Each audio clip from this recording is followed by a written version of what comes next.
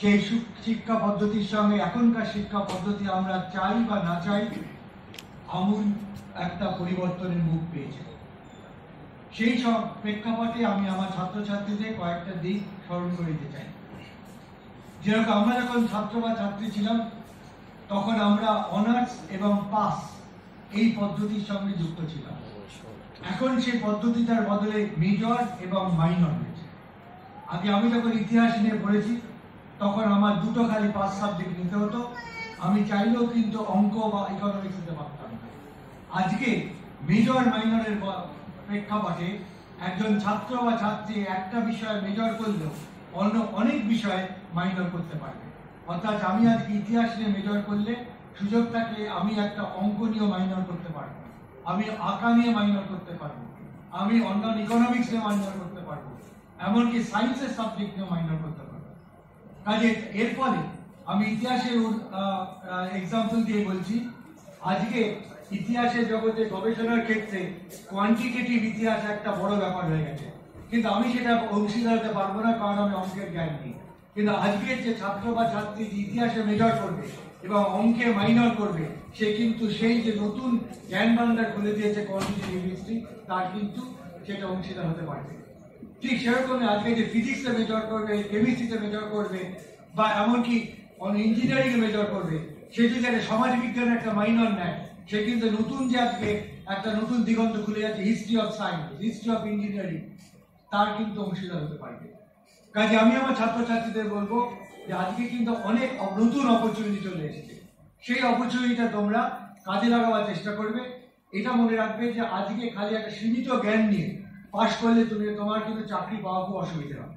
কাজে এমনভাবে তোমরা সাবজেক্ট চুজ করবে যাতে মেজরের সঙ্গে অন্যান্য মাইনর সাবজেক্ট যাতে থাকে, যার ফলে তোমার জ্ঞান বৃদ্ধি হবে এবং এই শিক্ষাঙ্গন থেকে বেরিয়ে যাওয়ার পরে তোমাদের চাকরি পেতে সুবিধা হবে।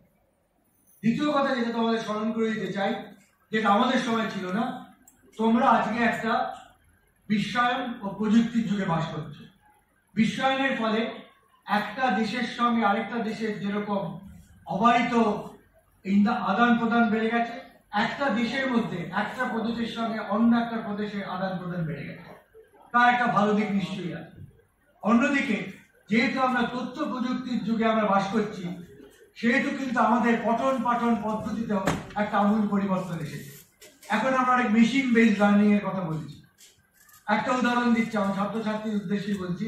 আমরা যখন প্রথমে গবেষণা করতে শুরু করলাম, তখন একটা গবেষণা পত্র লেখার জন্য যে বিবলিওগ্রাফি তৈরি করতে হতো, অর্থাৎ ওই সাবজেক্টে কি কি বই লেখা হয়েছে, কি কি গবেষণা পত্র লেখা হয়েছে, সেইটা করার জন্য 3 থেকে 4 মাস 5 মাস লেগে যেত।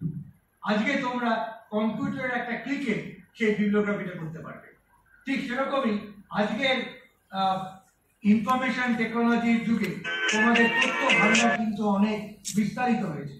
তোমরা অনেক সময়, আমি বিদেশে গিয়ে দেখি, অনেক সময় ছাত্রছাত্রীরা তারা ক্লাসে আসার আগে এমনভাবে সেই তথ্য ভান্ডারে দিয়ে সমৃদ্ধ হয়ে আসে, অনেক সময় যে টিচার পড়াতে আসে তার থেকে কিন্তু তারা বেশি, তাদের হাত অনেক বেশি জানে। এই ব্যাপারটা তোমাদের কিন্তু তোমাদের জানা উচিত যে হ্যাঁ, এই মেশিন বেসড লার্নিং এর সবাই হয়তো উপকৃত হতে পারে না, কারণ অ্যাক্সেস যারা পারবে সেই তার অ্যাডভান্টেজ নেবে এবং তার ফলে তোমাদের জ্ঞানের ভান্ডারটা অনেক বেড়ে যাবে। কিন্তু একটা সতর্ক বার্তাও করে দিচ্ছে, সেটা হচ্ছে মেশিন বেসড লার্নিং এর অনেক সুফলতা আছে, পরবর্তীকালে তোমরা দেখবে। কিন্তু আর সতর্ক বাণী যেটা করছি, আমরা যদি খালি মেশিন বেসড লার্নিং ওপর নির্ভর করি, ক্লাসের উপর নির্ভর করি না, তাহলে কিন্তু আমরা একটা অন্য বিপদের দিকে আমরা নিজেদের চলে যাবো। কারণ মেশিন বেসড লার্নিং এখন যেটা গবেষণা দেখাচ্ছে, একটা হোমোজেনাইজেশন অফ নলেজের দিকে মানুষকে নিয়ে যায়। অর্থাৎ মেশিন যে জ্ঞানটা দিচ্ছে সেই জ্ঞানটাই যেন সত্য, অন্য সেই জ্ঞানের অন্য কোনো দিক নেই। তার ফলে একজন ছাত্র বা ছাত্রী যদি খালি একটা মেশিনের উপর নির্ভর করে, চ্যাটজিপিটির উপর নির্ভর করে, আর্টিফিশিয়াল ইন্টেলিজেন্সের উপর নির্ভর করে তার জ্ঞান বা জ্ঞানের পরিচিতি হয়, তাহলে কিন্তু সে এক ধরনের জ্ঞানই পাবে। আমাদের ইতিহাস দেখাচ্ছে একটা প্রশ্ন বিভিন্ন ভাবে আলোচনা করতে পারা যায়, কিন্তু যদি আমরা সম্পূর্ণ মেশিন বেসড লার্নিং এর উপর নির্ভর করি, তাহলে মেশিন যেটা মনে করছে সেটাই কিন্তু আমি শিখবো, তার যে অন্য একটা দিক আছে সেটা কিন্তু আমি শিখতে পারবো। ইদানিং আমি একটা নতুন একটা লেখা দেখলাম, তাতে দেখা যাচ্ছে যে আমেরিকাতে particularly machine base learning introduce করার পরে ওখানে কিন্তু বর্ণ বৈষম্যবাদ খুব বেড়ে গেছে। কারণ মেশিনের মাধ্যমে, চ্যাট জিপিটির মাধ্যমে, আর্টিফিশিয়াল ইন্টেলিজেন্সের মাধ্যমে বর্ণ বৈষম্য ছড়ানো খুব সহজ। তার ফলে ওখানে কিন্তু দেখা যাচ্ছে যে মেশিন বেস লার্নিং বেড়ে যাচ্ছে। মেশিন বেস লার্নিং এর ফলে বর্ণ বৈষম্য বেড়ে যাচ্ছে। আধুনিক অনেক চিন্তাধারা দেখাচ্ছেন যে যেরকম নোয়াম চমস্কির কথা বলছি, নোয়াম চমস্কি বিখ্যাত একজন আমেরিকান দার্শনিক। উনি দেখিয়েছে যত আমরা আর্টিফিশিয়াল ইন্টেলিজেন্সের উপরে নির্ভর করব তত কিন্তু আমাদের চিন্তা করার ক্ষমতা, নিজস্বভাবে চিন্তা করার ক্ষমতা, আমাদের ক্রিয়েটিভিটি সেটা কিন্তু নষ্ট হয়ে যাবে।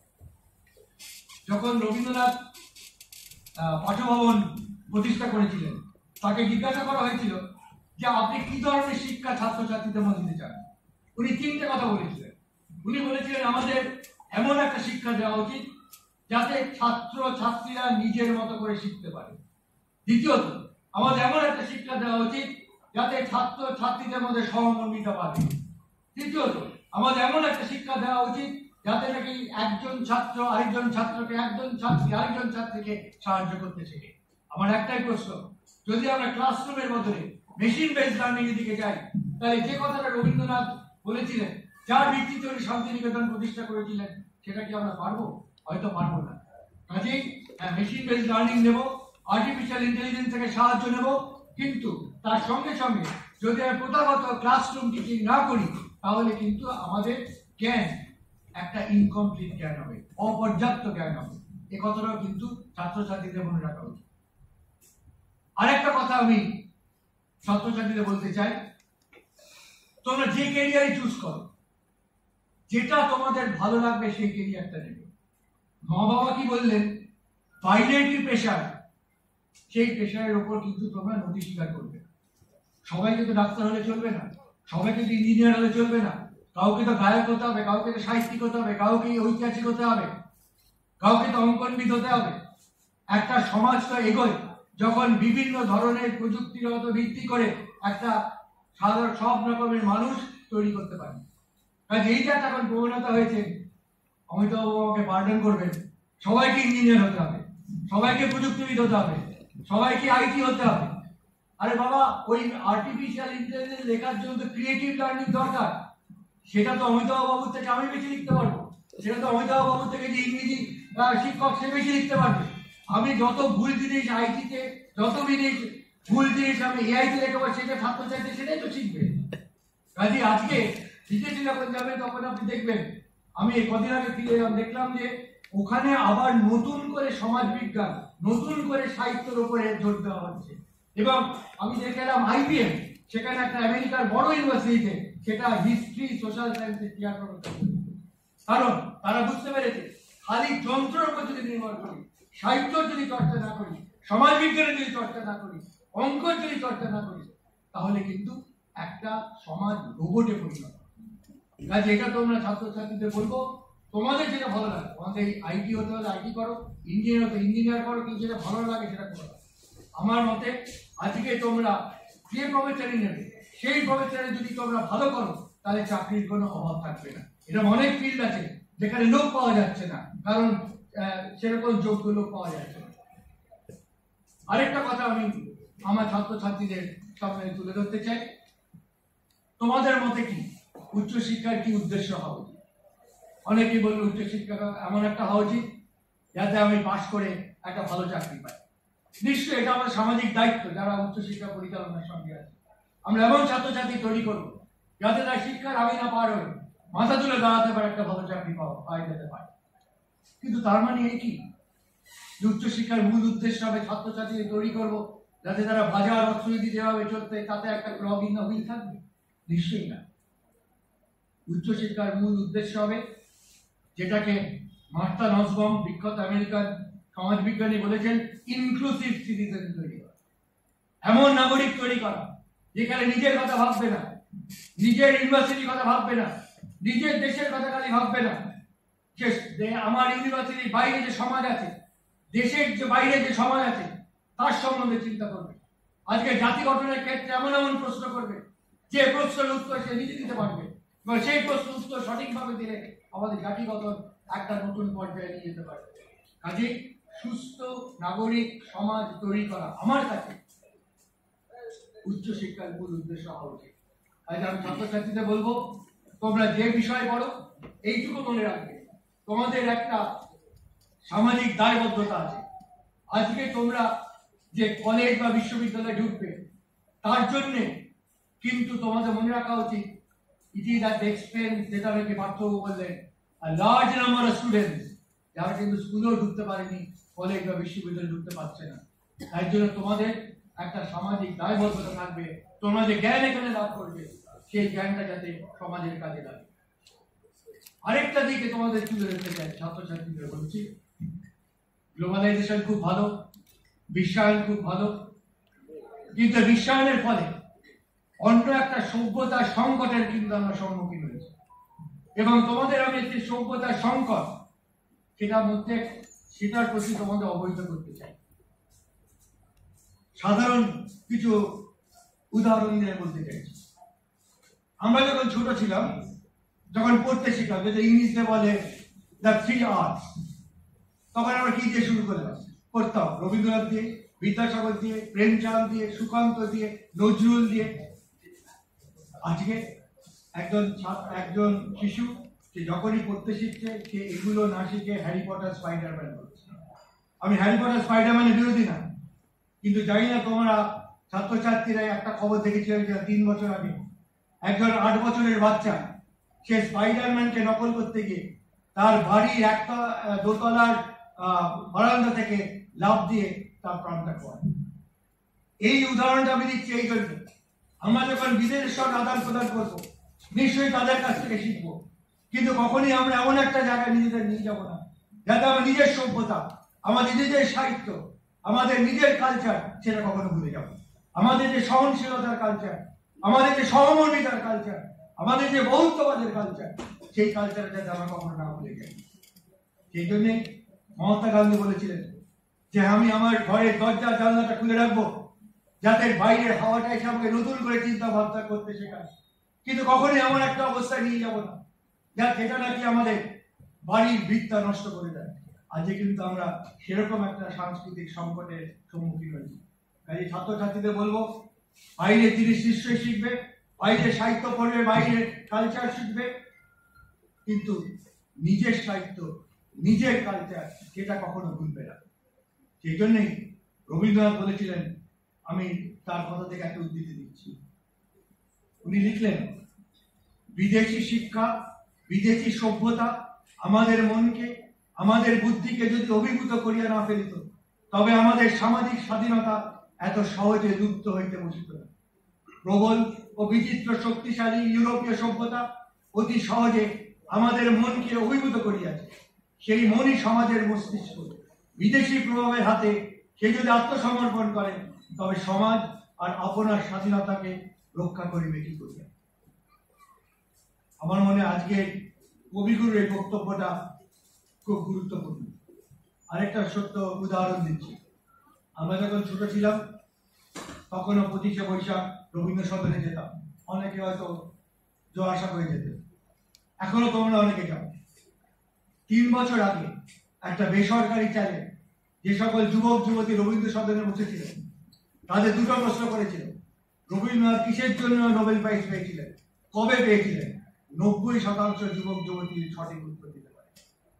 তাই এটাই হচ্ছে আমাদের সভ্যতার সংকট, এবং সেই সংকটকে মোকাবিলা করার জন্য আমাদের প্রথম থেকেই কিন্তু তৈরি হতে হবে, এবং সেটা কিন্তু ছাত্র ছাত্রীদেরই হাত দিয়ে করতে হবে।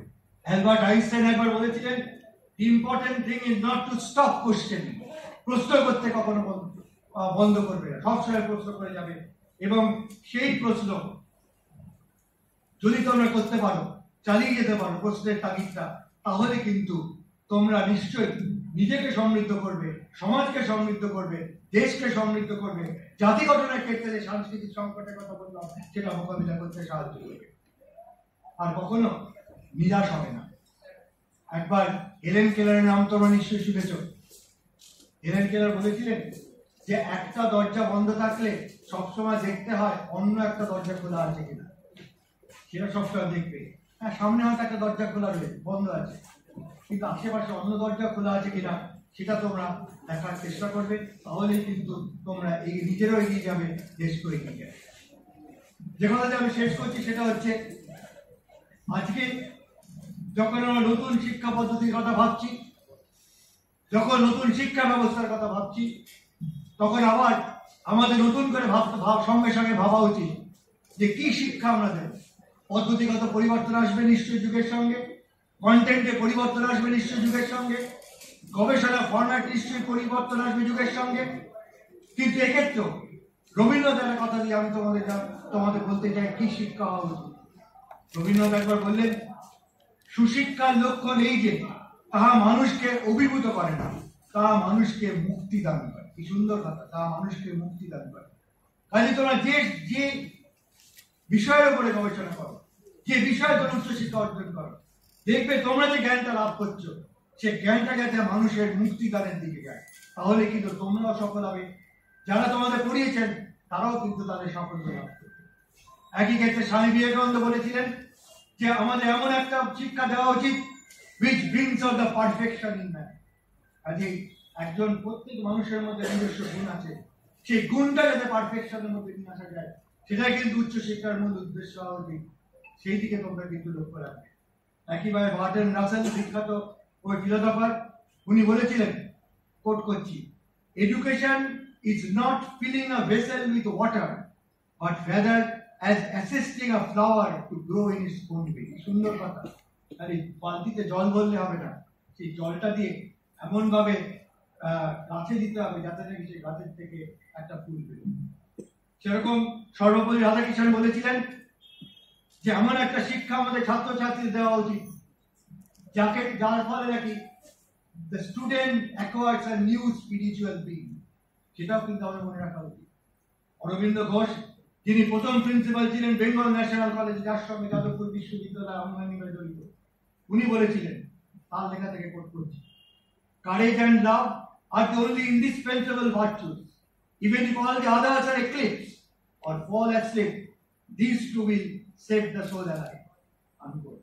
ছাত্রছাত্রীদের বলছি, কাজে courage and love, সততা, নির্ভীকতা এবং ভালোবাসা, এই তিনটি যদি তোমরা নিজেদের কাল্টিভেট করতে পারো, তোমাদেরও মঙ্গল, সমাজেরও মঙ্গল, দেশেরও মঙ্গল, পৃথিবীরও মঙ্গল।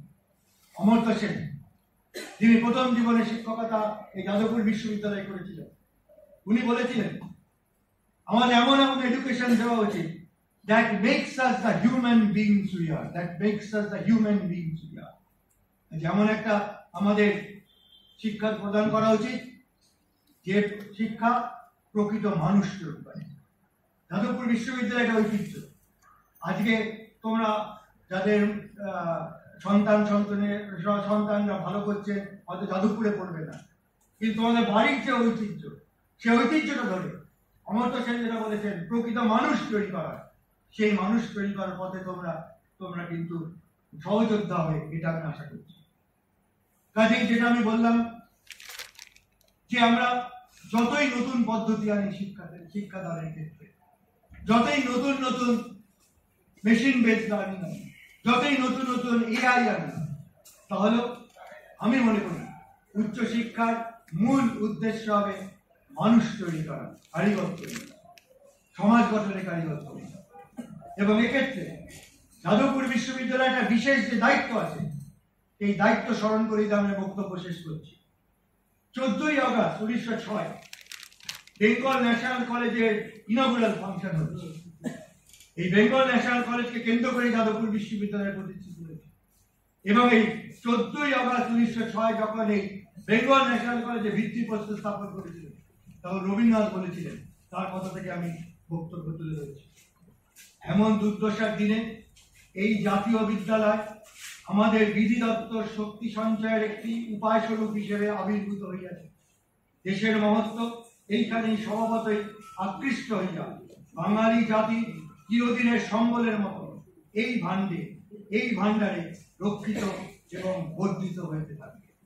কাজেই যাদবপুর বিশ্ববিদ্যালয়ের সহকর্মীদের তো বটেই, যে সকল ছাত্রছাত্রীরা যাদের মা বাবারা যাদবপুরের সঙ্গে জড়িত, যাদবপুর কোঅপারেটিভ সংস্থা হিসেবে জড়িত, তারা হয়তো যাদবপুরে পড়বে না, তাহলে কবি রবীন্দ্রনাথ সমস্ত যাদবপুর সমাজের ওপর যে আশা রেখেছিলেন, সেই আশাও কিন্তু তোমরা অংশীদার।